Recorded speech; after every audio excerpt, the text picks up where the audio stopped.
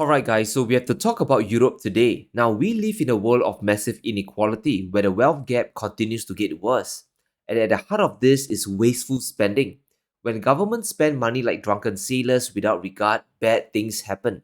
And this leads to a great meltdown where asset prices they fly up, but the underlying fundamentals of the economy starts to erode.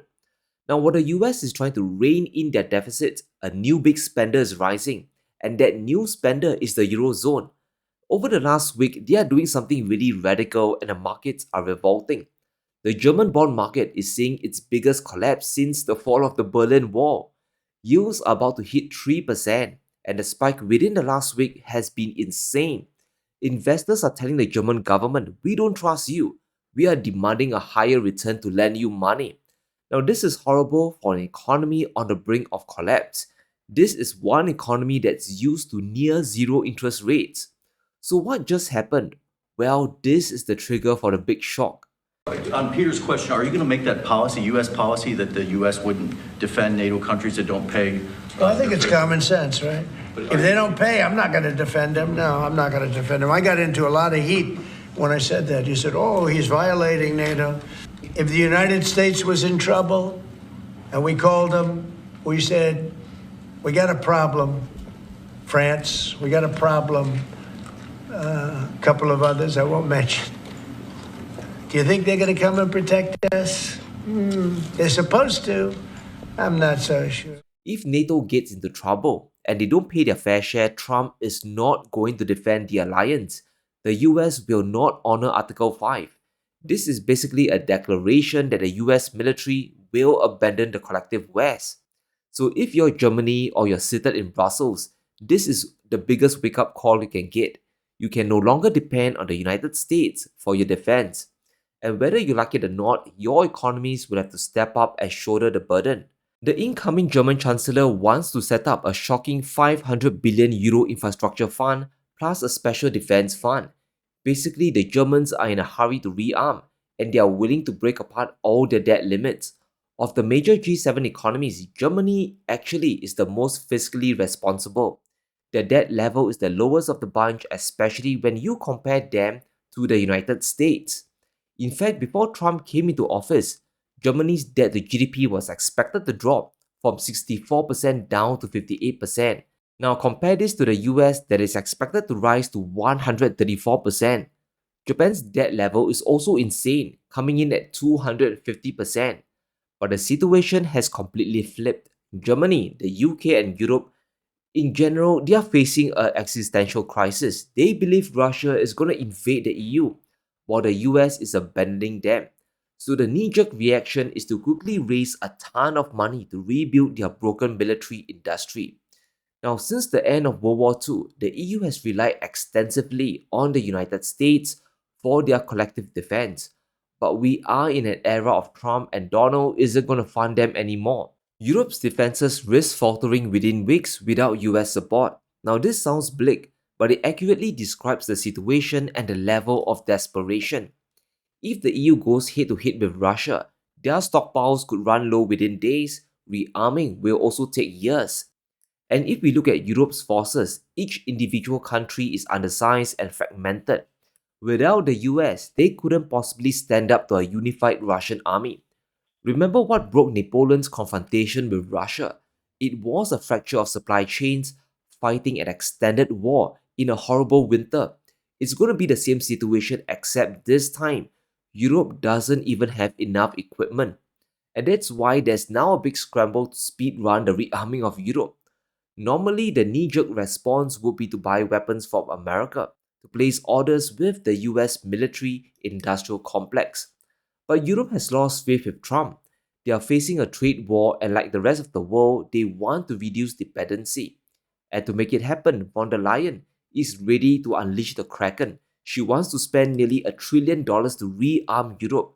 Yes, the program is actually called Rearm Europe. Europe is ready to assume its responsibilities. Rearm Europe could mobilize close to 800 billion euros of defense expenditures for a safe and resilient Europe. We will, of course, continue working closely with our partners in NATO This is a moment for Europe, and we are ready to step up. So Her Majesty is ready to step up. Europe is ready to step up. 800 billion euros is a lot of money. And mind you, this isn't the United States. The EU doesn't hold the world reserve currency, so borrowing that money will put tremendous strain on their economies. But there's no choice and there's no backing out now. The EU has pledged undying support for Ukraine, and a large part of the Rearm Europe plan is to speed up weapons delivery for Ukraine. It's a big reason why the defense sector is up by 60% this year. From BAE to Rheinmetall, this big injection of 800 billion euros is going to make all these companies very rich. It's why EU stocks in general have even outperformed the S&P 500 so far this year. Investors, they all expect a ton of money to flow into weapons production and for the companies to rake in billions in profits. But yet the German bond market is collapsing, yields are rising, which isn't good for the economy in general. And why is that happening? It's because Germany and Europe, in general, they are still facing a fundamental problem. They are lacking the raw materials for affordable rearmament.